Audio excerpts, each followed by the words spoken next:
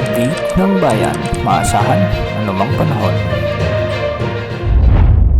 Magandang oras po sa ating lahat. Narito ang update sa lagay ng panahon ngayon at sa susunod na 24 oras. Sa kasalukuyan, umiiral pa rin ang southwest monsoon sa kanlurang bahagi ng Western Visayas at Mindanao. Dahil nga dito, asahan na magdalala ito ng maulap hanggang sa may mahihinang pag-ulan sa Aklan, Antique, Palawan, Iloilo, Capiz, Negros Island Region, ilang bahagi ng Zamboanga Peninsula at Sulu Archipelago.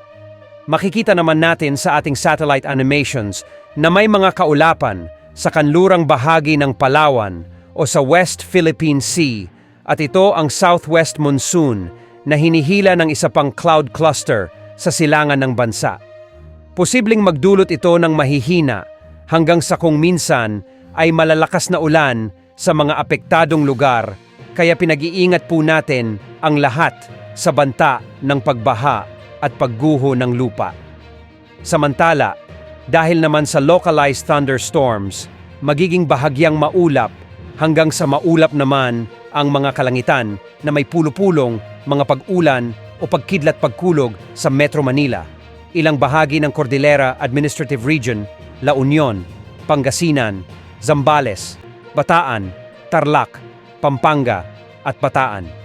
May mga inaasahan mga pagulan sa Cavite, Laguna, Occidental at Oriental Mindoro, malaking bahagi ng Bicol Region, Masbate, central parts ng Cebu Province at sa Northern Mindanao.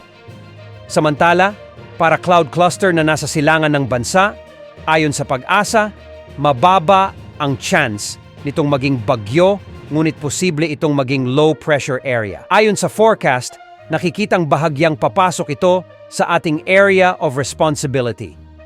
Bahagya nitong palalakasin ang southwest monsoon at magdadala ng mga pag-ulan sa malaking bahagi ng Visayas at Mindanao at ilang bahagi ng Southern Luzon.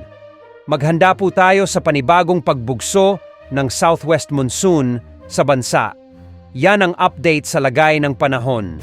Ito po ang weather update ng bayan. Maaasahan anumang panahon.